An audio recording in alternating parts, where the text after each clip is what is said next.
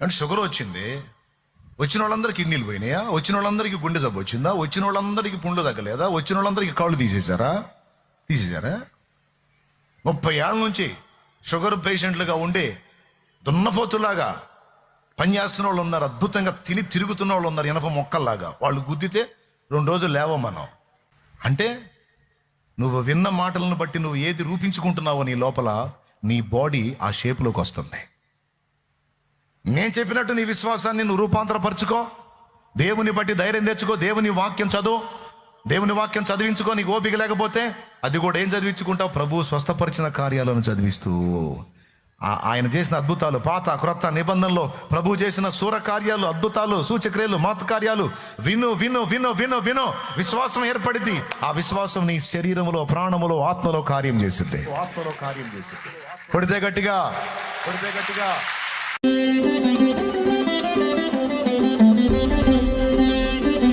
నా మైండ్ ఎలా అయిపోయిందంటే, ఎటన్నవో ఏమన్నా చెయ్యి, నా మైండ్ అంతా అటే అలా అయిపోయింది. ఆయన గురించి నా ఆలోచనలు, ఆయన గురించి తలంపులు, ఏది చూసినా సరే అందులో ఆయనే కనపడతాడు. మీరు నమ్మండి, నమ్మకపోండి, ఏదన్నా చూడు.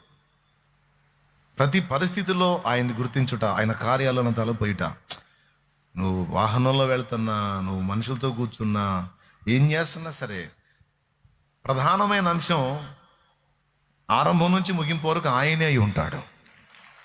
ఆయన చుట్టే తిరుగుతుంటాయి నా ఆలోచనలు. పరిణతి చెందిన బిడ్డల ఆలోచనలు అలా అయిపోతాయి. పరిణతి చెందిన బిడ్డల ఆలోచనలు అలా అయిపోతాయి. అహబు సముఖంలోకి వెళ్ళి ఏలియా అన్నాడు, అహబు సన్నిధిలోకి వెళ్ళి ఏలియా అన్నాడు, ఎవని సన్నిధిని నేను నిలిచి ఉన్నానో యెహోవా జీవము తోడు, 3.5 సంవత్సరపు ఆకాశపు వర్షమే గాని మంచే గాని ఇశ్రాయేలు మీద కురవదు. జీవము గల దేవుణ్ణి విసర్జించి బయలు వైపుకు ప్రజల్ని మీరు తిప్పినందున మీకు, మీ మాట విని తిరిగిన ప్రజలకి ఈ కర్మ తప్పదు అని ఆ మాట పలికేటప్పుడు ఆయన వాడిన పదం ఏంటంటే, ఎవని సన్నిధిని నేను నిలిచి ఉన్నాను అంటే అర్థం ఏంటి? వాస్తవానికి ఆయన ఉంది ఎక్కడ? దైవజనులారా, విశ్వాసులారా అందరూ చెప్పండి, ఆయన ఉన్నది ఎక్కడ? ఏలియా అహబు సముఖంలో ఉన్నాడు, అహబు సన్నిధిలో ఉన్నాడు. కానీ ఏమన్నాడు తెలుసా? ఎవని సన్నిధిని నేను నిలిచి ఉన్నానో అంటే ఏలియాతో ఎవరున్నారు? నేను నీ ముందున్నాను అనుకుంటున్నావు, నాతో ఆయన ఉన్నాడు, నేను ఎల్లప్పుడూ ఆయన సన్నిధిలో ఉన్నాను. అబ్రహాముతో ఏమంటున్నాడు? అబ్రహామా, నా సన్నిధిని నడచుచు నిందారహితుడు అయి ఉండు అన్నాడు. నా సన్నిధిని నిత్యము నిలుచు భాగ్యము నీకిత్తును అన్నాడు. వాగ్దానంలో మరొక చోట ఆదికాండం 17 ఈ మాట అంటాడు. ఏలియా విషయం రాజుల మొదటి గ్రంథం 17 ఏలియా అహబుతో ఆ మాట అంటాడు. ఇక్కడ మనం గమనించాల్సింది ఏంటంటే, వాళ్ళు మనుషులతో ఉన్నా సరే దేవుని సన్నిధి వాళ్ళతో ఉంది. ఇది భక్తిలో పరాకాష్ట అంటాను నేను. ప్రార్థనకు పోయినప్పుడు ప్రార్థన చేసినప్పుడు దేవుడు నేను కాదు, ప్రార్థన చేసేటప్పుడు, అవసరమైన అడిగేటప్పుడు ఆయన నాతో ఉన్నాడు. నేను అక్కడి నుంచి లేచి విడి కార్యక్రమాల్లోకి వచ్చినా కూడా నా తలంపంతా ఆయనతోనే ఉంది కనుక ఆయన నాతోనే ఉన్నాడు. నువ్వు ఎంత టైం నీ మైండ్ని ఆయనకి ట్యూన్ చేసి పెడతావో అంత టైం ఆయన నీతో ఉన్నట్టే కాదు, ఉన్నాడంతే. ఇది కహానీ కాదు, నిజంగా ఉన్నాడు. లేకపోతే ఏలియా ఎక్కడున్నాడు? ఎవరి సన్నిధి నేను నిలిచి ఉన్నాను అంటాడేంటి? మందిరంలో ఏమైనా ఉన్నాడా? లేకపోతే ప్రార్థనలో ఏమైనా ఉన్నాడా? అహబుకు వార్నింగ్ ఇస్తున్నాడు, కానీ అక్కడ నిలబడి ఏమంటున్నాడు? ఎవరి సన్నిధిని నేను నిలిచి ఉన్నానో. చూస్తారా ఒక వచనం తీస్తే బాగుండు. 1 రాజుల గ్రంథం 17వ అధ్యాయం 1వ వచనం. అంతటా గిలాదు కాపురస్తుల సంబంధీయుడు తిష్బీయుడైన ఏలియా అహబునొద్దకు వచ్చి, ఎవని సన్నిధిని నేను నిలువబడి ఉన్నాను, ఇశ్రాయేలు దేవుడైన ఆ యెహోవా అద్దుగో, ఎవని సన్నిధిని నేను నిలవబడి ఉన్నాను. అహబు ఎదుట నిలబడి దేవుని ముందు నిలబడ్డానంటాడేంది? ఎప్పుడైతే ఈ మెట్టుకు నువ్వు వెళ్తావో అప్పుడు నువ్వు ఎక్కడ ఉన్న దేవుని సన్నిధి నీతోనే ఉంటుంది. తమ్ముడా, నువ్వు పని చేసే స్థలంలో, నడిచే స్థలంలో, ప్రయాణం చేసే స్థలంలో, నువ్వు పనిచేసే పొలములో, కంపెనీలో, నువ్వు జాబ్ చేసేటువంటి ప్రదేశంలో, నువ్వు ఎక్కడ కూర్చున్నా సరే నీ తలంపుల్లో ఎప్పుడు కొన్ని ఆయనకి ట్యూన్ అయి ఉంటున్నాయి. దాన్ని బట్టి ఎప్పుడు ఆయన నీతోనే ఉంటాడు. మరి లేకపోతే ఏలియా చెప్పిన దానికి అర్థం ఏంటో మీరు చెప్పండి. నిత్యము ఆయన సన్నిధి ఎంతో ఉందంట. ఈరోజు మందిరానికి వచ్చారు, ఇక్కడ మందిరంలో ఉన్నప్పుడు దేవుని సన్నిధి అనుకుంటారు మీరు, ఇంటికి పోతే దేవుని సన్నిధి లేదనుకుంటారు. కాదు, భక్తిపరులు, ఆత్మీయులు, పరిణతి చెందిన బిడ్డలు ఎక్కడున్నా ఆయన వాళ్ళతో ఉంటాడు, వాళ్ళు ఆయనతో ఉంటారు. ఆయనకి మించిన ఫ్రెండ్ లేడు వాళ్ళకి, ఆయనకి మించిన స్నేహితుడు లేడు, ఆయనకి మించిన అనుబంధం లేదు, ఆయనకి మించినటువంటి మమతానురాగాలు పంచే వ్యక్తి ఇంకొకరు లేరు. అట్లా ట్యూన్ అయిపోతారు. మీరందరూ అట్టి వారు అగురుగాక, అగుదురుగాక, అగుదురుగాక, అగుదురుగాక, అగుదురుగాక. ఎందుకు ఈ విషయాలు చెప్తున్నానంటే, ఆ మెట్టుకి దేవుడు నడిపించాడు. అయితే టెన్షన్ పడకండి. అట్లయితే ఇప్పుడు మేము పొద్దున సాయంత్రం చేసే బుస్సేగా అనొద్దు. యూనివర్సిటీ చదువుకి వెళ్ళాలంటే ముందు వీడు 1లో చేరాలిగా, అవునా?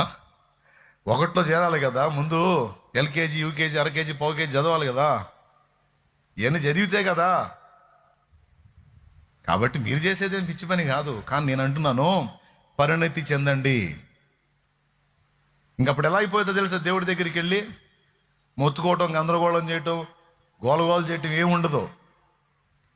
చాలా సహజంగా, చాలా మామూలుగా ఆయనతో నువ్వు మాట్లాడవచ్చు, చాలా చనువుగా మాట్లాడవచ్చు, చాలా ఫ్రీగా మాట్లాడవచ్చు.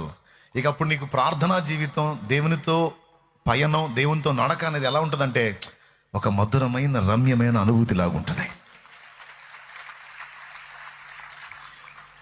మామూలుగా ప్రార్థన చేద్దాం రండి అని మోకాళ్ళు ఏమంటే మీ పరిస్థితి ఎలా ఉంటుంది?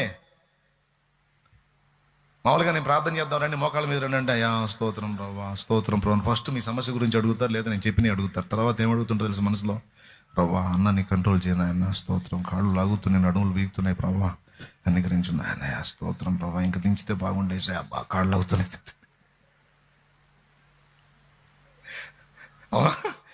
అయ్యా ఇంకా కంట్రోల్ చేయ ప్రభా, వదిలేటట్లేండి ఆయన, నీకు స్తోత్రం.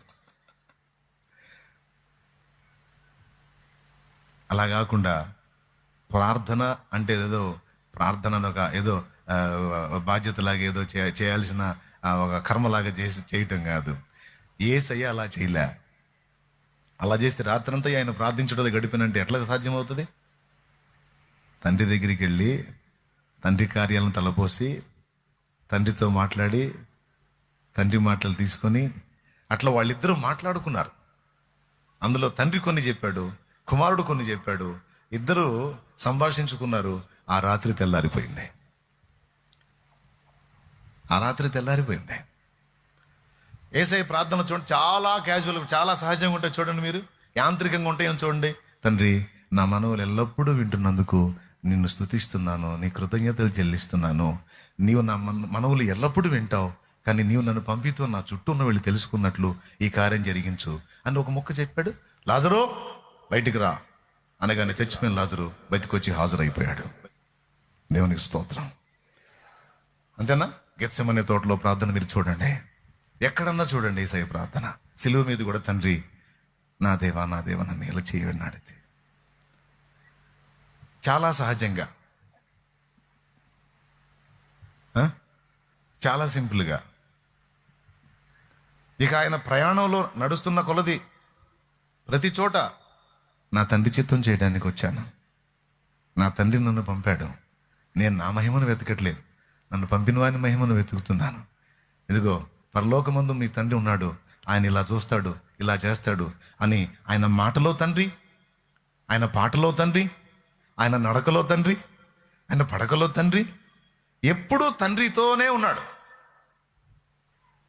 నేను తండ్రి యందును తండ్రి నా యందును ఉన్నామని ఎరుగవా ఫిలిప్పు అన్నాడు. తండ్రిని మాకు చూపించంటే నన్ను చూచిన వాడు తండ్రిని చూచున్నాడు. దీన్ని బట్టి మీకు ఏమర్థమైంది? యేసయ్య కానీ, ఏలియా కానీ, ఎలీషా కానీ, ప్రభుతో పాటు భక్తులందరూ ఎప్పుడో ఒకసారి ప్రార్థన చేయటం కాదు, నిరంతరం వాళ్ళు దేవునితో మాట్లాడుతూనే ఉన్నారు, దేవుని మాటలు వింటానే ఉన్నారు. ఎంతమందికి అర్థమైంది? రోమాపత్రిక 8వ అధ్యాయము 34వ వచనం. ఆయన మన పక్షమున విజ్ఞాపన చేస్తున్నాడు. రైట్. ఇప్పుడు చెప్పండి, యేసు ప్రభు భూమి మీద ఉన్నప్పుడు తండ్రితో గడిపాడు ప్రార్థనలో. అక్కడికి పోయి కూడా ఇప్పుడు అదే పని. అంటే తండ్రితో మాట్లాడుతున్నాడు, ఎప్పటికప్పుడు మన పక్షంగా రిక్వెస్ట్ చేస్తున్నాడు. నిజంగా చెప్పండి, ఎంతమందికి అర్థమైంది? ఇప్పుడు ఏ మెట్టుకు వెళ్ళాలి మనం? ఆ మెట్టుకు మనం ఎక్కినప్పుడు వినాలి. ఇక దేవుడితో మన వ్యవహారం ఎంతో చనువుగా మారిపోద్ది. ఇక నడుస్తాను మాట్లాడుతూనే ఉంటావు, కూర్చొని మాట్లాడుతూనే ఉంటావు, చుట్టూ జనం ఉన్న ఆయనతో మాట్లాడుతూనే ఉంటావు, పడక మీద ఆయనతోనే మాట్లాడుతూ ఉంటావు, ప్రత్యేకంగా ఆయన దగ్గర కూర్చొని మాట్లాడుకుంటూ ఉంటాం. అది కూడా ఎంత సహజంగా అంటే చాలా సహజంగా, చాలా క్లోజ్గా, చాలా చనువుగా మార్త ఆ మెట్టులో కనపడింది. ఆయన దగ్గరకు వచ్చి ఎంతో సన్నిహితంగా ఆయనతో మాట్లాడుతుంది. ఆయన్ని బాగా ఎరిగిన వ్యక్తిలాగా, ఆయనకి చాలా చనువుగా ఉన్నట్టుగా, ఏమయ్యా నీకు చింత లేదా? వచ్చారు మరి ఆతిథ్యం చేయాలి కదా, అది ముఖ్యమే కదా అంటే ఆయన అంతే చనువుగా మాట్లాడుతున్నాడు. మార్తా మార్తా మార్తా, నీవు అనేకమైన పనుల చేత, విస్తారమైన పనులు పెట్టుకున్న చేత అలసి ఉన్నావు. అలుపు ఎక్కువయ్యి నా మీద కసురుకుంటున్నావు. పిచ్చి పిచ్చిగుందా? ఏం మాట్లాడుతున్నావు? అలా మరియను తృణీకరిస్తున్నావు. మరియ శ్రేష్టమైన దాన్ని ఎంచుకుంది. విస్తారమైన పనులు కాదు, అవసరమైనది ఒక్కటే. అవసరమైనది ఒక్కటే. ఏమిటది అంటే, నా పాదముల యొద్ద కూర్చుండి నా యొద్ద నేర్చుకునుట. అవసరమైనది ఏంది? ఒక్కటే. ఏమిటది? ఆయన పాదాల దగ్గర కూర్చొని ఆయన మాటలు వినుట. ఓకేనా? భక్తి సాధనలో పరాకాష్ఠకి వెళ్ళినప్పుడు దేవునితో చనువు ఏర్పడుతుంది మనకి. ఇక మన ప్రపంచం అంతా ఆయన అయిపోతాడు. ఇక ఆయన తలంపులే, ఆయన కార్యాలే, వర్ణించుకోవటం, తలపోసుకోవటం, ఎవరన్నా దొరికినా సరే ఆయన గురించే. మన దెబ్బకి వచ్చిన వాళ్ళు కూడా లేదు. అమ్మాయికి ఎంత పిచ్చెక్కినట్టుంది. ఇప్పుడు నేను 5 సార్లు కలిశాను, దొరికిన ప్రతిసారి ఆ యేసు ప్రభు గురించి తప్ప ఇంకోటి గురించి చెప్పట్లా. అది ఎవడు, ఆ పాస్టర్ ఎవడో కానీ ఆ అమ్మాయిని పాడు చేశాడు, పెట్టాడు, అది చండాలం చేశాడు. వాడు ఎవడి దగ్గరికి పోతున్నాడు, వాడిని చెడగొట్టాడు. ఎవడు? పాస్టర్ గాడు. ఎవడిని చెడగొట్టాడు? వాళ్ళ ఫ్రెండ్ని చెడగొట్టాడంట. వాడంట వీడు ఎప్పుడు పోయినా సరే వాడికి యేసు ప్రభు గురించి మాట్లాడుతున్నాడు. నువ్వు వచ్చినా, నేను వచ్చినా, ఎవరు వచ్చినా దేవునికి కనెక్ట్ అయిపోయిన వాడు ఆయన గురించే మాట్లాడతాడు, ఆయన గురించే ఆలోచిస్తాడు, ఆయన గురించే తలపోస్తాడు, ఆయననే ప్రేమిస్తాడు. పొలంలో ఉన్న ఆయనే, పని చేస్తున్న ఆయనే, ఉద్యోగంలో ఉన్న ఆయనే, సంపన్నులు వచ్చి నిలబడ్డా మంచి డబ్బున్నాడండి సారు, చాలా మంచి కోటీశ్వరుడు. ఈడు పెండాకు, ఈడేం కోటీశ్వరుడు, శ్రీమంతుడు నా దేవుడు.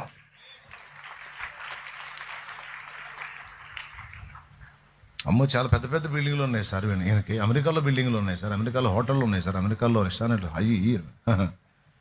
ఇడి బంధు ఇడికి అమెరికాలోనే ఉన్నాయి. విశ్వమంతా నా దేవుడిదే.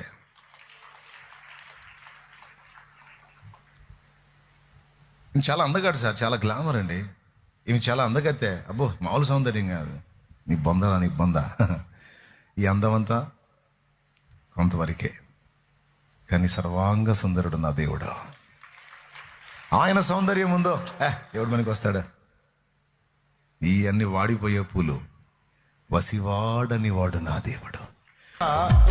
దేవునితో ఆ మెట్టికి వెళ్ళిపోయిన వాళ్ళకి నువ్వు ఏదన్నా చెప్పు, గొప్పది అనిపించదు. సమస్య కూడా గొప్పది అనిపించదు. ఆహా, ఎట్లా మరి ఈ సమస్యతో బయటపడేది ఎట్లా? సమస్య కంటే గొప్పవాడు నా దేవుడే. దానికంటే గొప్పవాడు ఉన్నాడు. ఆయన తలుచుకుంటే ఎంతసేపు? ఆయన సెలవు లేకుండా వచ్చిందా ఏంది? ఆయన తెలియకుండా వచ్చిందా? తీసేస్తాడులే. ఏమి నీ ధైర్యం? నేను ఇంత టెన్షన్ పడుతుంటే లెక్క లేకుండా మాట్లాడుతున్నా. లెక్క లేకుండా ఒకసారి కదా 100 సార్లు మాట్లాడతా. ఎందుకు? ఎందుకు దేన్ని బట్టి ధైర్యం అంటే ఆయనను బట్టి. ఆయన ఏందో నాకు తెలుసు, నాకెందుకు టెన్షను, నాకేమి అలా పాటలు ఎక్కువ అవుతుందిలే, అది మీకు తెలుసు కాబట్టి ముగిస్తున్నాను. ఆ మెట్టికి వెళ్ళండి, అప్పుడు ప్రకాశమానమైన నక్షత్రంలా మారిపోతాను. అప్పుడు అవుతావు నువ్వు రియల్ స్టార్. ఎంతో మందికి స్వాంతన కలిగించగలుగుతావు, ఎంతో మందిని ఆదరించగలుగుతావు, ఎంతో మందిని ప్రోత్సహించగలుగుతావు. ఎప్పుడు నీ ముఖంలో చెరగని చిరునవ్వు కళ్ళ కళ్ళ కళ్ళ కళ్ళ కళ్ళ కళ్ళ కళ్ళ కళ్ళ కళ్ళ ఆడుతూ ఉంటావు. అప్పుడు ప్రకాశించింది నీ ముఖం. లేకపోతే తుమ్మల్లో పొద్దుపడిచినట్టు ఉంటుంది, తుమ్మల్లో పొద్దుపడిచినట్టు. కొంతమంది తిడతారు, ఆ ముఖం ఏంది, ముఖం ఇప్పుడు తుమ్మల్లో పొద్దుపడి తుమ్మ అనుకుంటాను, అట్లుంటుంది ముఖం.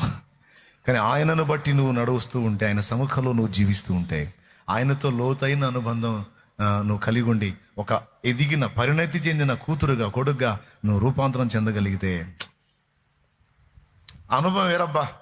మీరు అట్లా తయారు కావాలన్న కోరిక. ఏమంటారు? మార్తా మరియలు అలా పెనేసుకున్నారు యేసయ్యని. అందుకే ఎవరికి ఇవని రెస్పెక్ట్ వాళ్ళకి ఇచ్చాడు. మార్త వచ్చి, నీకు చింతలేదా? ఆమె అంతను కూర్చొని మా మీటింగ్లు ఏంటంటే, నువ్వు చెబుతానే ఉన్నావు, బాగానే చెబుతున్నావు, మొత్తానికి ఏం తింటావా?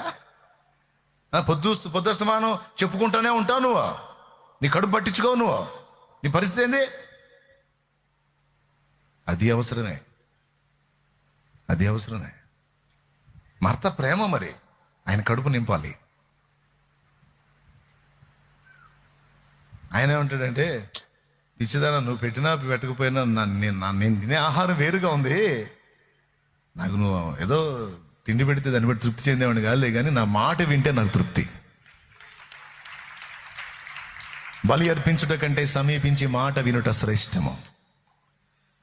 వినుట, ఆయన పాదాల దగ్గర కూర్చొని వినుట ఉత్తమమైనది, అవసరమైనది, శ్రేష్టమైంది. అంతే. ఏంటిది ఉత్తమమైనది మీరు చెప్పండి? ఆయన పాదాల దగ్గర చేరి ఆయన మాట వినుట, ఆయన పాదములను ఆశ్రయించుట. రైట్. ఇంకొకే ఒక మాట చెప్పి నేను ముగిస్తా. ఎందుకు వినమన్నాడు? ఆయన పాదాల దగ్గరికి వచ్చినప్పుడు ఏమేం జరుగుతాయో రాత్రి చెప్పాను. ఇప్పుడు ఏంటంటే, మరి ఆయన పాదాల దగ్గర కూర్చొని వింటా ఉంది అని రాస్తుంది. ఆయన పాదముల యొద్ద కూర్చుండి ఆయన బోధ వినుచుండెను అని. ఈ వినటం అనేది చాలా కీలకం. మనం చేసే కార్యాల కంటే కూడా ముందు అసలు ఆయన మనసు ఏంటో, ఆయన ఆలోచన ఏంటో, ఆయన ఏం చెప్తున్నాడో వినటం మనకు చాలా అవసరం. మనం వినే విషయంలోనో మాట్లాడే విషయంలోనో జాగరూకులమై ఉండాలి. ముగిస్తున్నాను, జాగ్రత్తగా వినండి. పాప రాత్రంతా మీరు మేల్కొని ఉన్నారు, వదిలేస్తాను, ప్రశాంతంగా వెళ్ళిపోతురు. కానీ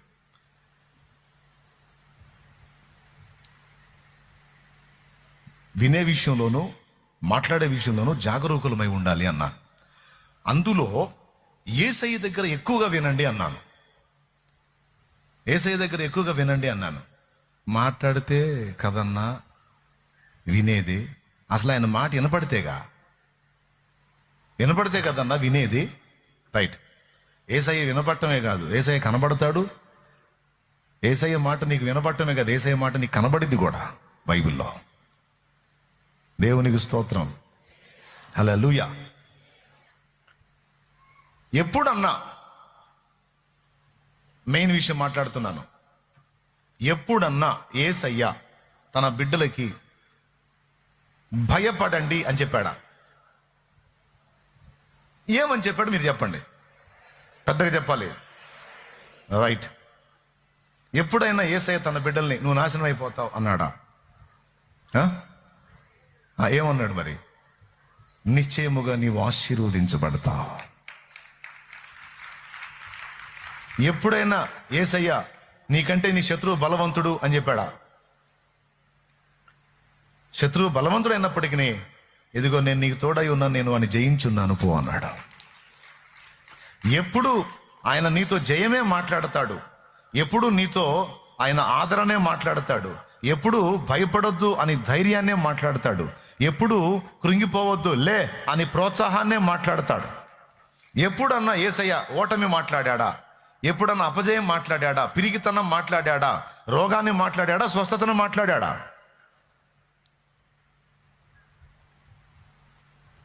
ఓకేనా? ఇప్పుడు యేసయ్యను పక్కన పెడదాం, మనుషుల దగ్గరికి వద్దాం. మనకి ఇప్పుడు యేసయ్య మాటల కంటే మనుషుల మాటలు కదా మనకు బాగా ఇంపార్టెంట్. ఇప్పుడు మనుషుల వ్యవహారానికి వద్దాం. ఇక మనుషులు పక్కన చేరి ఏ పొద్దు ఏం చెబుతుంటారు? ఈ దరిద్రాలే వాళ్ళు చెప్పేది. భయాన్ని చెబుతారు, పిరిగితనాన్ని నూరిపోస్తుంటారు, కృంగదీస్తుంటారు, పతనం చేసే మాటలు మాట్లాడుతుంటారు. అందుకని వినటం అనేది ఒక ముఖ్యమైన సంగతి అన్నాను. ఆ వినే విషయాలు ఏవై ఉండాలో నువ్వు జాగ్రత్త పడాలి. ఎందుకనగా, ఇక్కడ మళ్ళీ ఇంకో ట్విస్ట్ ఉంది. ఎందుకనగా వినుట వలన విశ్వాసము కలుగును. అందుకు రోమాపత్రిక అదేదో అధ్యాయం, అదేదో వచనం మీరే చూసుకోండి. రోమాపత్రిక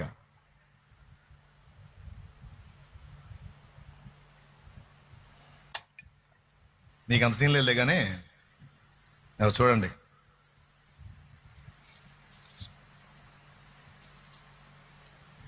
నేనే చదువుతాను. 10వ అధ్యాయము 16వ వచనం చదువున్నాను. 17వ వచనం చదువు. కాగా వినుట వలన విశ్వాసము కలుగును, వినుట క్రీస్తును గూర్చిన మాట వలన కలుగును. అయ్యా అయిపోయింది. ఇక సంతోషంగా నుంచి వెళ్తే స్తోత్రం చెప్పండి.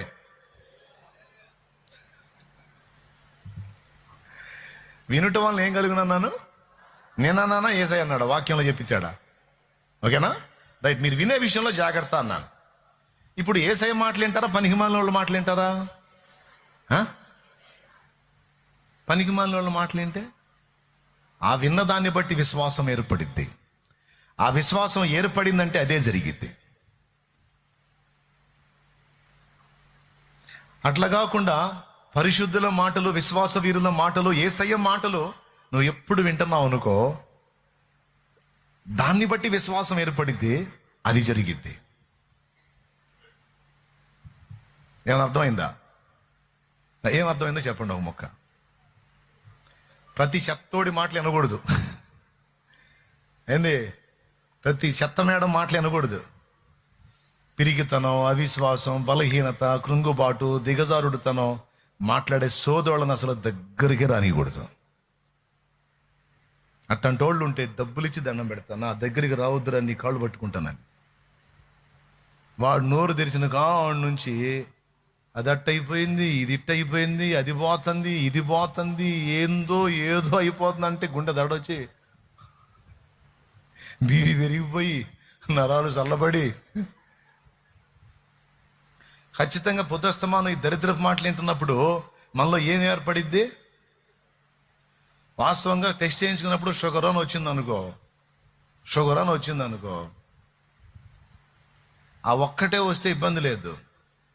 అంతకుముందు ప్రసంగాలు వినుంటారుగా, ఈ పక్కన వాళ్ళు చేరి షుగర్ వస్తే కిడ్నీలు చెడిపోతాయంట, షుగర్ వస్తే రక్తం చిక్కబడిపోయి హార్ట్ అటాక్ వచ్చిందంట, షుగర్ వస్తే పుండు పడితే తగ్గదంట, షుగర్ వస్తే కళ్ళు కూడా కనపడవంట, షుగర్ అసలు ఏం లేదు, ఇక తుఫాన్ వచ్చి పోయినప్పుడు సామాన్లకి ఏమేమి పోయినాయో ఏమేమి ఉన్నాయో చూసుకున్నట్టే ఉంటుందంట.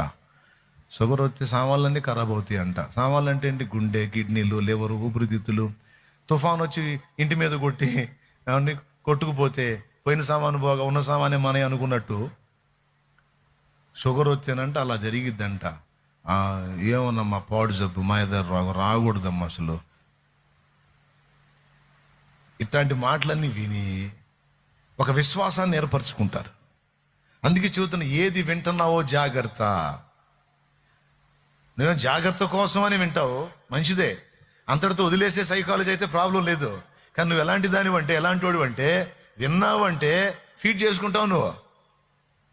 నువ్వు శుభ్రంగా ఫీడ్ చేసుకుంటావు సిస్టంలో. ఇక నీకు షుగర్ అని రిపోర్ట్ రాగానే కిడ్నీలు నొప్పి స్టార్ట్ అయింది నీకు. ఎందుకంటే ఫస్ట్ అదే కదా పాయింట్. తర్వాత గుండె ఎందుకు కొంచెం కొట్టుకోవటంలో మార్పు వస్తుంటుంది. సెకండ్ అదే కదా.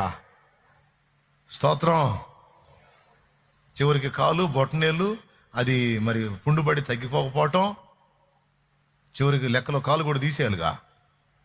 మరి మొత్తం ప్రోగ్రామ్ అంతా ఉంటుంది. ముందు ఇనుంది కదా, మొత్తం ఆ విన్న దాన్ని బట్టి టోటల్ బాడీ స్ట్రక్చర్ అంతా ఆ విధంగా మారిపోయింది. బ్రదర్, నేను చెప్పేది ఒట్టి మాట కాదు.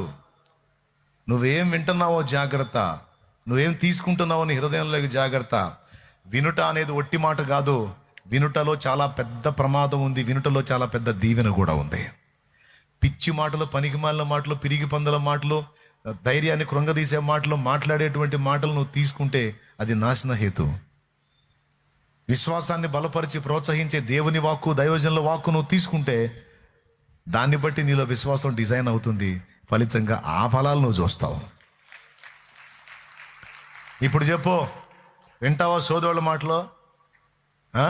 గోరంతని కొండంతలు చేసి సమస్యను భూతార్థంలో చూపించి నీ గుండెల్ని దడతో నింపే పనికిమాలిన మాటలు వింటావా? నువ్వు పేషెంట్వా? నువ్వు మంచంలో ఉన్నావా? నువ్వు రోగిగా ఉన్నావా?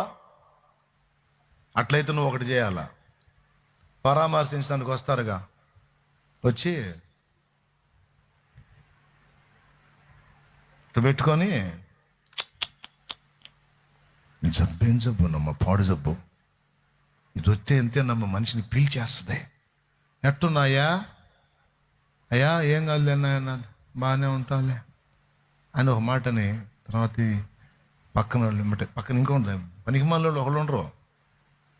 ఏం బాగు, ఎట్టుండేవాడు ఎట్ట అయిపోయాడు చూడు పాపం, ఇక ఆ రోగం వస్తే అంతేనమ్మా, అంతే, ఆ రోగం వస్తే అంతే, ఇంక లేదు అనగా ఆ మనసులో ఉన్నాడు సగం చేస్తాడు. అసలు వీళ్ళు ఎవరు చూడమన్నారు? ఈ పనికిమాలిన వాళ్ళు ఎవరు రమ్మన్నారు? ఈ దిక్కుమాలిన మాటలు, ఈ దరిద్ర మాటలు ఎవరు మాట్లాడమన్నారు?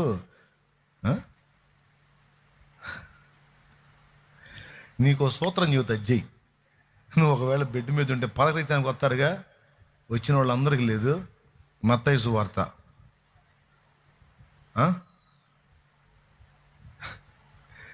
8వ అధ్యాయం దగ్గర నుంచి చదివించు.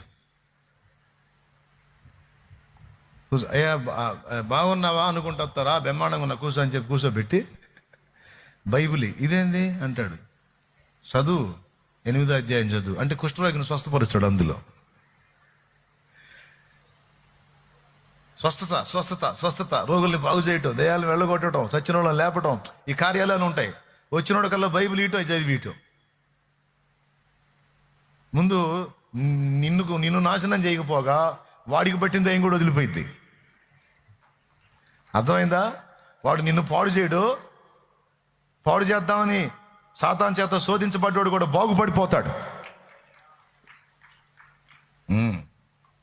ఒకడంట బెడ్ మీద ఉండి, విశ్వాసే, దేవుడిని ఎరిగినోడు, మంచి భక్తిపరుడు, బెడ్ మీద ఉన్నాడు. మరి బలహీనతలు ఏ మనిషికైనా వస్తాయిగా, మనమేమి వజ్రాలతో ఏం చేయలేదు, ఇక మనం మట్టి శరీరమేగా. రోగాలు వస్తాయి మనుషులు అన్నప్పుడు, సమస్యలు వస్తాయి పోతాయి, అయినా తీసేస్తాడు. ఏంది ఉన్నాడుగా, చచ్చిన వాళ్ళని బతికిచ్చినాడా, మాటతో తన వాక్కు చేత రోగాలు స్వస్థపరిచినాడా, అద్భుతాలు చేసినాడు. ఉన్నదాన్ని లేనట్టు, లేనిదాన్ని ఉన్నట్టు చేయగలవాడు, లేని వాటిని ఉన్నట్టే పిలిచేవాడు, సమస్తమును సాధ్యపరిచేవాడు. సమర్థుడైన వాడు ఉన్నాడు కదా. చక్క బెడ్ మీద ఉన్నాడు. వచ్చినోడు కల్లా బైబిల్ ఇస్తున్నాడు. బైబిల్ చేంజ్ చదివిస్తున్నాడు తెలుసా? మత్తయి సువార్త 1వ అధ్యాయం చదువురా అంట. అందులో ఏముంటుంది? దావీదు కుమారుడు, అబ్రహాము కుమారుడు, దావీదు కుమారుడైన యేసుక్రీస్తు వంశావళి అని మొదలుపెట్టి, అబ్రహాం ఇస్సాకును కానీ, ఇస్సాకు యాకోబును కానీ, యాకోబు యోధానా తన అన్నదమ్ములను కానీ, యోధా తామారును పెరేసింది కానీ అని వరసగా ఉంటుంది. అన్ని మనుషుల పేర్లు ఒక లిస్ట్ అయితే ఉంటుంది. అయిపోయిన తర్వాత మళ్ళీ లోకాసు వార్త ఇచ్చి మళ్ళీ లిస్ట్ చదవమంట, మళ్ళీ మనుషుల పేర్లే. తర్వాత దినవృత్తాంతాలు ఇచ్చి 1వ అధ్యాయంలో చదువు అంటాడు, మళ్ళీ అందులో అన్ని మనుషుల పేర్లే ఉంటాయి. దాదాపు వచ్చినోడిని కూర్చున్నోడ కల్లా అది ఇవ్వటం, ఆ పేర్లన్నీ చదివించడం. 100లాది పేర్లు ఉంటాయి. చదివి చావాలా. ఆడు చదువుతాడు అనుకుంటాడు, జబ్బు వచ్చింది కదా, మైండ్ కూడా దెబ్బతింది, ఏందో పిచ్చి పిచ్చి అన్ని చేయమంటున్నాడు. ఏందో పాపం ఆ జబ్బు అంటే అంతే, మైండ్ పని చేయదు పాపం, పిచ్చోళ్ళు అయిపోతుంటారు. ఏందో నాకేందో వచ్చి కూర్చుంటే ఏందని పలకరిగిపోతే ఏం మాట్లాడుకుంటూ పుస్తకం ఇచ్చి చదువు అంటున్నాడు. పాపం ఎట్టుండేవాడు ఎట్ట అయిపోయాడు. ఆ చదవమన్నది ఏమన్నా వైరంగా చదవమన్నాడు, అన్ని మనుషుల పేర్లు చదివిస్తున్నాడు. అమ్మ బీళ్ళలో ఏమన్నా కాస్త మైండ్ కూడా ఇచ్చారమ్మా, నువ్వు చదువురా రే, నువ్వు చదువు బిళ్ళలు నేను మింగుతాలేగా, నువ్వు చదువురా. సరే సరే చదువుతున్నా చదివించి వందలాది పేర్లు వస్తాయి అందులో. అంత అయిపోయిన తర్వాత ఇప్పుడు నేను ఎందుకు చదివించాను తెలుసా? అరే ఎప్పుడో పోయినోళ్ళు ఇంతమంది పేర్లు గుర్తుపెట్టుకొని ఇంతమంది పేర్లు ఆ బైబిల్లోకి వచ్చేటట్టు రాపిచ్చినోడికి నా పేరు తెలియదంట్రా.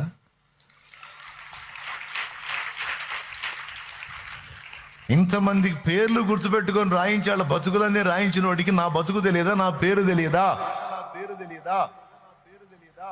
అసలు ఇన్ని పేర్లు నువ్వు చదువుతుంటే ఆ పేర్లన్నీ గుర్తుపెట్టుకొని దేవుడు రాయిస్తుంటే, ఆయనకి నా పేరు కూడా తెలుసు కదా అన్న ఊహ నాకు వస్తేనే మామూలుగా లేదురా అన్న. ఆయన నన్నును ఎరిగి ఉన్నాడు, నేను ఆయనను ఎరిగి ఉన్నాను. కాబట్టి నీ దిక్కుమాలిన పరామర్శ నాకు అక్కర్లేదు, కానీ నువ్వు ముందు బాగుపడరే, నువ్వు మారు మనసు పొంది రక్షణ పొందుపో. అయ్యా నువ్వు బాగుపడు, నాకు దేవుడు తోడై ఉన్నాడు, నన్ను మర్చిపోడు. ఎన్ని పేర్లు, వందలాది పేర్లు గుర్తుపెట్టుకున్నవాడికి నా పేరు తెలియదా? నేను తెలుసు ఆయనకి. ఎట్టుందో చూడు కోటింగ్. నేను చెప్తున్నాను, ఏ స్థితిలో ఉన్నా నీ దగ్గరకు వచ్చేవాళ్ళు ఈ పిరిగి పంద మాటలు మాట్లాడేవాళ్ళు, దిగజారుడు మాటలు మాట్లాడేవాళ్ళు, అవిశ్వాసాన్ని నూరిపోసేవాళ్ళు, దేవుడి కంటే దయ్యాలనే గణపరిచి మాట్లాడేవాళ్ళు, ప్రభువు కంటే పరిశుద్ధ సేవకుల కంటే మంత్రగాళ్ళని గణపరిచి మాట్లాడే తిక్కలోళ్ళు, ఇట్లాంటి సోది సరుకు నీ దగ్గరకు వస్తే పోయేస్తున్నాములో సైతాన్ అని అంతే. ఆమె దగ్గరికి పోతే సైతాన్ అంటుంది, ఎందుకు వచ్చింది గొడవ పని. మనం సైతాన్ మాటలు మాట్లాడుతున్నావు, నువ్వు వచ్చిన కాడు సైతానుడివి. నువ్వు వచ్చిన కాడి నుంచి నువ్వు ఏ విజయం పలికావురా, ఏ దీవెన పలికావు, అదేందో అట్టట్టు అయిపోతుంది, ఇదేందో ఇట్టట్టు అయిపోతుంది. నువ్వు వస్తేనే గుండె దాడ వస్తుందిరా బాబా. సంతకాడు తెచ్చేవాడిని నీ దెబ్బకు సగం పొద్దుగా తెచ్చేటట్టున్నా నేను. సైతాన్ గాడి ఉన్నాను, సైతాన్ గాడి దగ్గర ఉన్నాను, సైతాన్ అనుచరులాగా ఉన్నారు. నీ నోరు తెరిస్తే దరిద్ర మాటలు వస్తుంది అని ఆ డైలాగులతో రాడాడు. వదిలిపోవాలా వాడు, నీకు పట్టియటం కాదు, వాడికి పట్టిన దయ్యం కూడా వదిలిపోవాలి నువ్వు గద్దిస్తే, అంతే. యేసునామమున హల్లెలూయా. ఏమంటారు? ఎందుకంటే సైతానుగాడు మాటలతోనే మనలో విశ్వాసాన్ని పుట్టిస్తాడు. ఎందుకంటే నువ్వేది వింటున్నావు దాన్ని బట్టి విశ్వాసం ఏర్పడిద్ది. చూడండి అక్కడ క్లియర్గా, వినుట వల్ల విశ్వాసము కలుగును అన్నాడు. ఆ మాటను ఒక్కదాన్ని విడగొట్టి ధ్యానించండి. అంటే నీలో అంతకుముందు లేనివి నీలో ఏర్పడేటట్టు ఆ విశ్వాసాన్ని డిజైన్ చేస్తాడు వాడు. ఎందుకంటే విశ్వాసం అనగా నిరీక్షింపబడు వాటి యొక్క నిజస్వరూపము అదృశ్యమైనవి ఉన్నవనుటకు రుజువునై ఉన్నది. అంటే షుగర్ వచ్చింది, వచ్చిన వాళ్ళందరికీ కిడ్నీలు పోయినాయా? వచ్చిన వాళ్ళందరికీ గుండె జబ్బు వచ్చిందా? వచ్చిన వాళ్ళందరికీ పుండ్లు తగ్గలేదా? వచ్చిన వాళ్ళందరికీ కాళ్ళు తీసేశారా? 30 ఏళ్ళ నుంచి షుగర్ పేషెంట్లుగా ఉండే దున్నపోతులాగా పనిచేస్తున్న వాళ్ళు ఉన్నారు, అద్భుతంగా తిని తిరుగుతున్న వాళ్ళు ఉన్నారు, ఇనప మొక్కల్లాగా. వాళ్ళు గుద్దితే 2 రోజులు లేవం మనం. ఏమయ్యా క్యాన్సరా? భయమ్మో, ఇంకా అది వస్తే ఇంకా క్యాన్సలేగా. క్యాన్సలా? మరి చాలామంది బతికే ఉన్నారుగా, చాలామంది ఆరోగ్యవంతులై ఉన్నారుగా, చాలామంది రిపోర్ట్స్ మారినాయిగా. అంటే నువ్వు విన్న మాటలను బట్టి నువ్వు ఏది రూపించుకుంటున్నావో నీ లోపల, నీ బాడీ ఆ షేప్లోకి వస్తుంది. నేను చెప్పినట్టు నీ విశ్వాసాన్ని నువ్వు రూపాంతరపరచుకో, దేవుని బట్టి ధైర్యం తెచ్చుకో, దేవుని వాక్యం చదువు, దేవుని వాక్యం చదివించుకో. నీకు ఓపిక లేకపోతే అది కూడా ఏం చదివించుకుంటావు? ప్రభు స్వస్థపరిచిన కార్యాలను చదివిస్తూ, ఆయన చేసిన అద్భుతాలు, పాత క్రొత్త నిబంధనలో ప్రభు చేసిన సూర కార్యాలు, అద్భుతాలు, సూచక్రియలు, మాత కార్యాలు విను విను విను విను విను. విశ్వాసం ఏర్పడింది. ఆ విశ్వాసం నీ శరీరములో, ప్రాణములో, ఆత్మలో కార్యం చేసింది. కొడితే గట్టిగా, కొడితే గట్టిగా.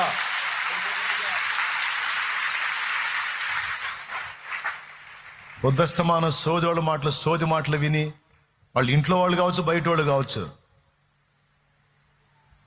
నోరు మూపించాలా పిచ్చివాగుడు ఆగితే. పిచ్చివాగుడు అంటే ఏంది? పిరిగితనాన్ని నూరిపోసే మాటలు, అవిశ్వాసపు మాటలు, కృంగదీసే మాటలు, దిగజారుడు మాటలు, ఓడిపోయే మాటలు. ఇంపార్టెంటా కాదా చెప్పండి ఒకసారి. మరి ఏది పడితే అది వింటావా నువ్వు? అంటే సుత్తివాగుడు ఆగే దగ్గర కూర్చోకూడదు అసలు. దేవుని కనపరిచి మాట్లాడతారు, దేవుని సూరకార్యాలు చెప్తూ ఉంటారు. అక్కడ కూర్చోను, ఫుల్ ఛార్జ్ అవుతాను నేను. అందుకే నాకు అసలు గడగడలాడతా, అయ్యా అయ్యా అయ్యా అయ్యా లేదు, లేదు. ఏమైంది? ఏం కాదు, నా దేవుడు కార్యం చేస్తాడు. అవును, డాక్టర్లు చెప్పారు తగ్గదని, దేవుడు చెప్పలేదుగా. ఏసై చెబితే నువ్వు ఏడు, నేను కూడా ఏడుతా, ఇద్దరం కూర్చొని ఏడుద్దాం. చెప్పడు ఏసయ్యా, చెప్పడు. నాకు అసాధ్యమైనది ఏదైనా కలదా అంటాడు ఆయన. నా తండ్రి చేయలేంది ఏంది? ఆయన ఎందు విశ్వాసం ఉంచుకో. ఈ సమస్యను కూడా నీకు దీవెనగా మారుస్తాడు. ఈ రోగాన్ని స్వస్థపరుస్తాడు. ఈ పరిస్థితి నుంచి నేను బయటేస్తాడు. మాటల జాగ్రత్త అన్నాను.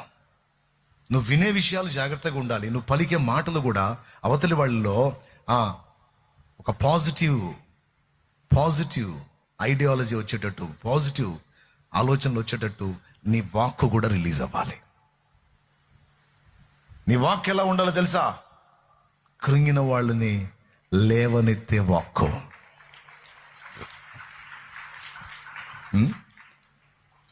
ఎక్కడన్నా ఏసై కృంగదీసే మాటలు మాట్లాడాను ఒకసారి చూపించు నాకు.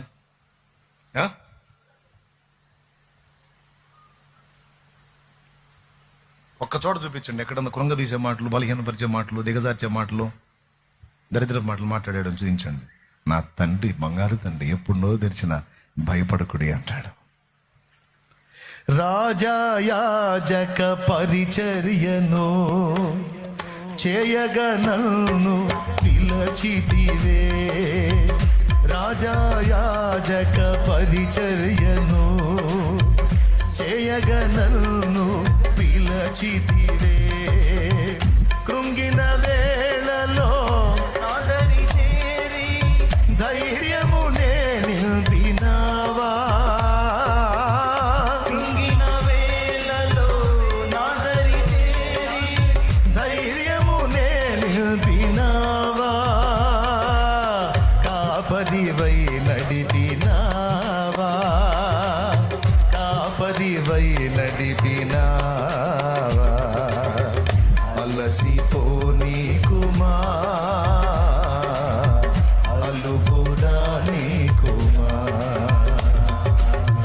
అలసిపోని కుమా,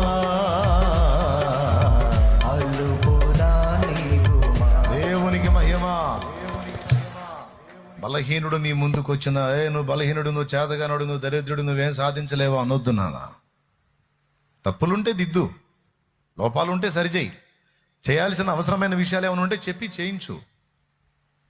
కానీ డైలాగ్ మాత్రం నువ్వు వేస్ట్ ఫెలోవి, పనికి మళ్ళోడివి, నువ్వు సోదోడివి, నువ్వు పనికి రావు అనే డైలాగు ఎవరిని అనకూడదు. నువ్వు స్త్రీవైనా పురుషుడివైనా ఎవరిని అనకూడదు. నీ వాక్ ఎలా ఉండాలంటే, ఏసయ్య దగ్గరికి వడ్రంగా పని చేస్తారు కదా, చెక్క పని, మొద్దు చేస్తారు. మొద్దు ఆడ వేసుకొని ఆ మొద్దులో చూస్తాడు. ఒక మేజా బల్లనో, ఒక కుర్చీనో, లేకపోతే గృహ ఉపకరణాల వాడుక వస్తువులను ఆ మొద్దులో చూస్తాడు ఆయన. చూసి ఆ మొద్దును చేతబట్టి, ఆ మొద్దుని సిద్ధపరిచి అందమైన అణువైన వస్తువుల్ని అద్భుతంగా చేస్తాడు. చూసేవాడికి మొద్దు కనపడుద్ది, కానీ వడ్రంగం పనివాడికి అందులో మేజాబల్ల కనపడుద్ది, కుర్జీ కనపడుద్ది, గృహంలో వాడుకునే అందమైన ఫ్లవర్ వాజులు చెక్కవి కనపడతాయి, ఇలా రకరకాల వస్తువులు కనపడతాయి. సామాన్యుడికి ఒక బండ శిలను చూస్తే ఒక శిల కనపడుద్ది, కఠినమైన బండ కనపడుద్ది. కానీ ఒక శిల్పకారుడు చూస్తే దాన్ని అద్భుతమైనటువంటి శిల్పం కనపడిద్ది. మనుషుల్ని మనం చూసినప్పుడు, నేనైతే అంతే చూస్తాను, నాకు వేస్ట్ ఫెలోస్ ఎవ్వరు కనపడరు. అఫ్కోర్స్ కొన్నిసార్లు కఠినమైన శిలలాగా ఉండొచ్చు, కానీ చెక్కితే సుందరమైన శిల్పాలుగా మారిపోతారు.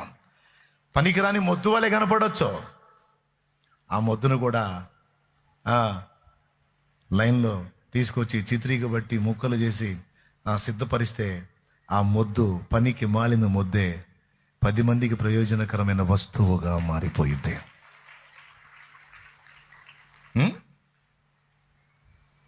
నేను అదే చెబుతాను. అంతా నన్ను పిచ్చోడు, సోదోడు, తిక్కలోడు అంటున్నారన్న. నాకైతే సావాలనిపిస్తుంది. అంటే ఎవడురా నేను చెప్పింది?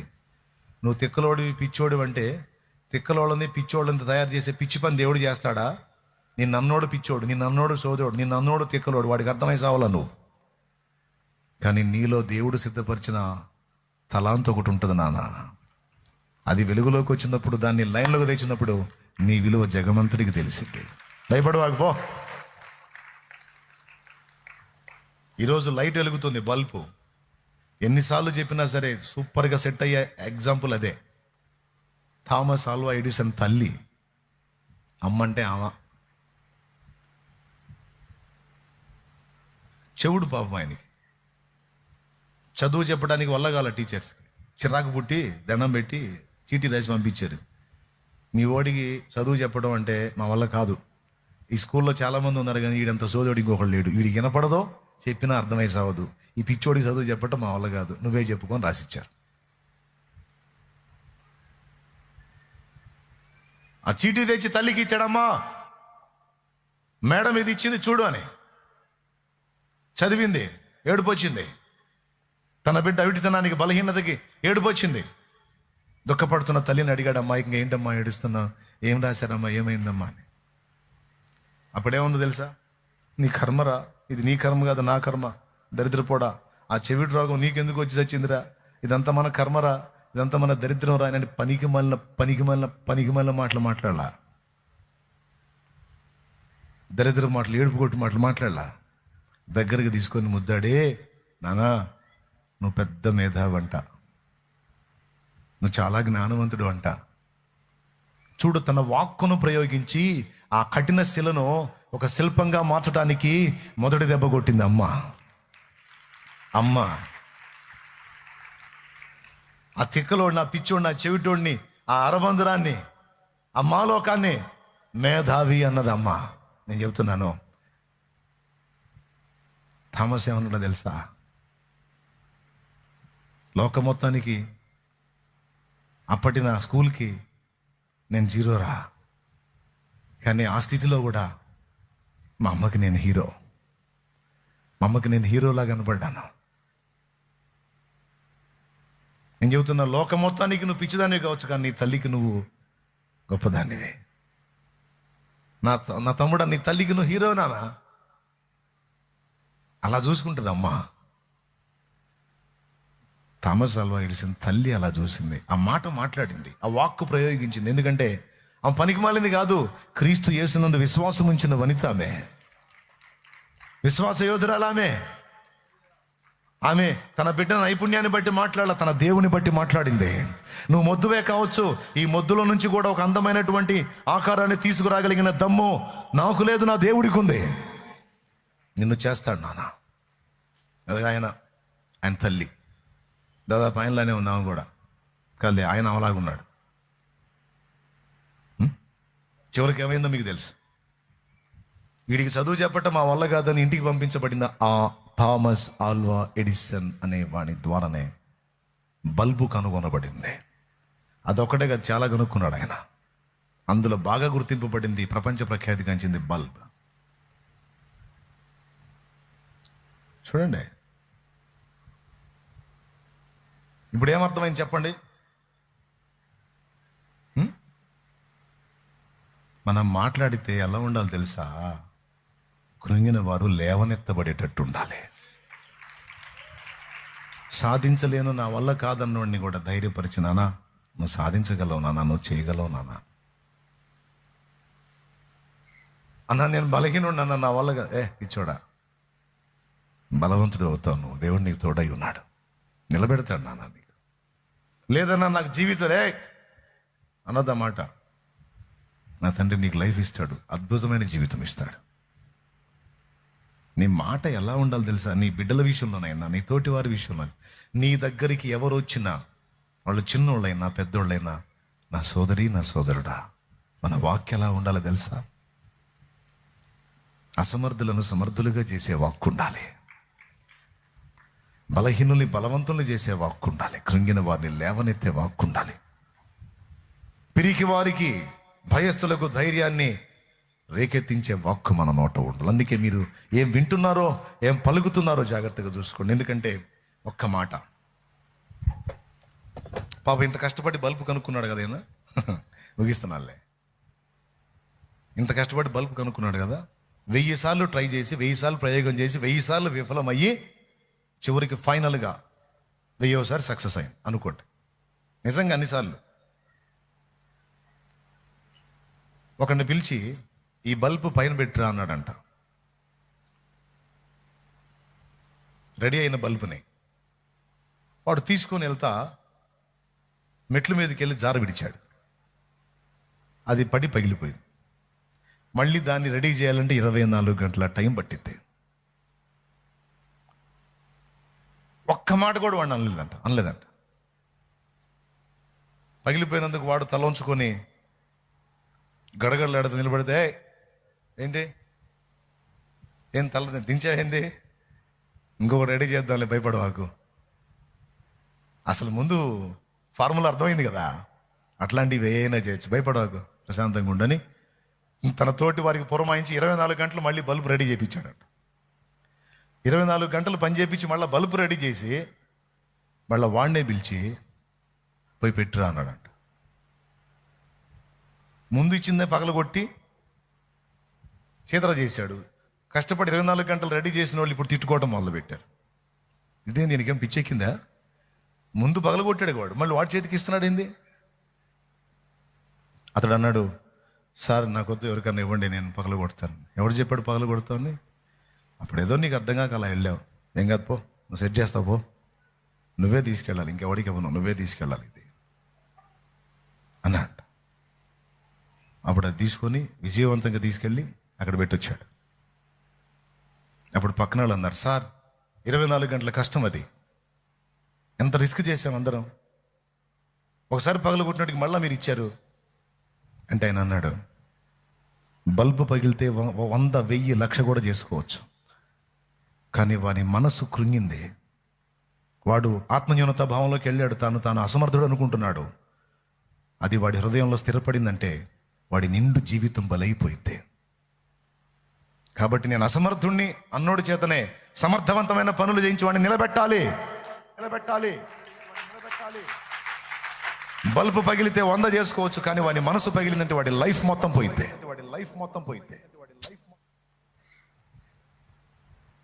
గుర్తుపెట్టుకోండి, ఎంత ఇంపార్టెంట్ అండి ఇది. ఒక మనిషి మనసుని విరగదీయటం ఎంతసేపు అండి? ఒక మనిషిని కృంగదీసే మాటలు మాట్లాడటం ఎంతసేపు? ఒక మనిషిని దిగజార్చే మాటలు మాట్లాడటం ఎంతసేపు? అదే గొప్ప విద్య కానీ కాదు. కృంగిన వారిని లేవనెత్తడానికి చాలా నిబద్ధత ఉండాలి. పిచ్చోడిని కూడా మేధావిని చేసే వాక్కు ఉండాలి మన నోట. అందుకే నువ్వు వినే మాట, నువ్వు పలికే మాట 2 ప్రభువును బట్టి ఉండాలి. చెప్పండి, ఎవరిని బట్టి? రైట్. మరి ఆ దేవుని పాదాల దగ్గర కూర్చొని విన్నది మరియ జీవితం చరితార్థమైంది. ఎప్పుడు ఆయన మాటలు వినటానికి ఆశ కలిగి ఉన్నవాళ్ళు ఆయన వాక్కు చేత ఆదరింపబడి ధైర్యంగా ఉంటారు, ఇతరులను ధైర్యపరుస్తారు. ఈ సైతాను సంబంధుల సోది మాటలు వినటానికి అలవాటు పడ్డోళ్ళు వాళ్ళు ఇబ్బంది పడతారు, ఇతరులను కూడా ఇబ్బంది పెడతారు. మీరేం వినుచున్నారో జాగ్రత్త. మీరు వినేదే మీలో విశ్వాసంగా రూపుదిద్దుకుని ప్లస్ అయినా మైనస్ అయినా అదే కారణమవుతుంది. అందుకే పనికి మళ్ళీ మాటలు వినొద్దు. అందుకే ప్రభు చెప్పాడు, వ్యర్థమైన వాటిని వినొద్దు, వ్యర్థమైన వాటిని చూడొద్దు. నీ మీద ప్రభావం చూపుతాయి, అవి నిన్ను ప్రభావితం చేస్తాయి, జాగ్రత్త అని చెప్తున్నాడు. కాబట్టి మనం ఎక్కడ విందాం? యేసయ్య పాదాల దగ్గర. ఏం విందాం? ఆయన వాక్కులు. ఇంకా ఎవరి విందాం? పరిశుద్ధుల మాటలు, ఇంకా ప్రోత్సాహకరమైన మాటలు, లేవనెత్తే మాటలు, మోడులను చిగురింపజేసే మాటలు మనం కలిగి ఉందాం, అయ్యే విందాం. ఆపోజిట్లో ఎవడన్నా నోరు తెరిస్తే నోరు మూపిద్దాం. కృప మనకు తోడై ఉండును కాక. ప్రస్తుతానికి పైకి లెగుద్దాం. దేవుని బట్టి జయముతో కూడిన వాక్కు, దేవుని బట్టి విశ్వాసముతో కూడిన వాక్కు. నేను అసమర్థుడిని సార్, నేను పనికిరానంటే ఎవడరా చెప్పింది నువ్వు అసమర్థుడు అనే? అసమర్థుని తయారు చేసే అసమర్థుడా నా దేవుడు? నా దేవుడు చేశాడు నిన్న. నా దేవుడు నిన్నంటూ సృష్టించాడంటే నీకు ఇచ్చే పని తన మీద నీకు ఇచ్చాడు. వేస్ట్ క్యాండిడేట్లు చేసే వేస్ట్ పని నా దేవుడు ఎందుకు చేస్తాడు? నా దేవుని సృష్టిలో వ్యర్థమైంది ఇది లేదా? వేస్ట్ గాళ్ళే ఇది వేస్ట్ అది వేస్ట్ అనుకుంటారా? నా దేవుడు వేస్ట్ పనులు చేయడం. ఒక బండశిలలో శిల్పాన్ని పెట్టాడు, కఠిన మొద్దులో కొన్ని వస్తువులు పెట్టాడు. అట్లాగే మొద్దులాంటి శిష్యులలో ప్రపంచాన్ని కదిలించి అపోస్తలను చూశాడు నా బంగారు యేసయ్య. మొద్దులాంటి శిష్యులు యోహాను యాకోబులు ఉరిమెడివారు, కోపం ఎక్కువ. పేతురు దుడుకు పేతురు అని పేరు, తొందరపాటు. తోమ అనుమానాల పుట్ట. ఆంద్రేయ గాని గూని అంటుంటాడు. ఎవరూ పరిపూర్ణులు కాదు. ఆయన ఎదుటుంది అన్ని మొద్దులే. కానీ ఆ మొద్దుల్ని చూసావా? ఎప్పుడు అన్ఫిట్ పోండి మీరు పనికిరానల్లా. ఆరంభం నుంచి ముగింపు దాకా సిలువలో ప్రాణం పెట్టి తిరిగి లేచి ఒలీవల కొండ మీద ఆరోహణం అయిన దాకా చెక్కుతానే ఉన్నాడు. చెక్కి చెక్కి చెక్కి ఫైనల్లో ఆరోహణమే వెళ్తే చెక్కబడినటువంటి ఆ వ్యక్తులు ఆనాడు మొదలుపెట్టిన ఆ సేవ ఈనాటికి మండుతా దావాలందనే వ్యాపిస్తానే ఉంది. లోకం వాళ్ళని విద్య లేని పామర్లుగా చూసింది, లోకం వాళ్ళని జస్ట్ జాలర్లుగా చూసింది. కానీ యేసయ్య ప్రపంచాన్ని కదిలించే దైవ జనుల్ని వాళ్ళలో చూశాడో. మన దృష్టి అలాంటి నిష్కల్మషమైన దృష్టి అయి ఉండాలి. శూన్యంలో కూడా సృష్టిని చూసే దృష్టి ఉండాలి. ఓటమిలో కూడా గెలుపునే, కీడులో కూడా మేలునే వెతికే కళ్ళు మనకుండాలి. ఏమైనా ఇబ్బంది పెట్టానా? ప్రాముఖ్యమే కదా. ప్రార్థన చేద్దాం.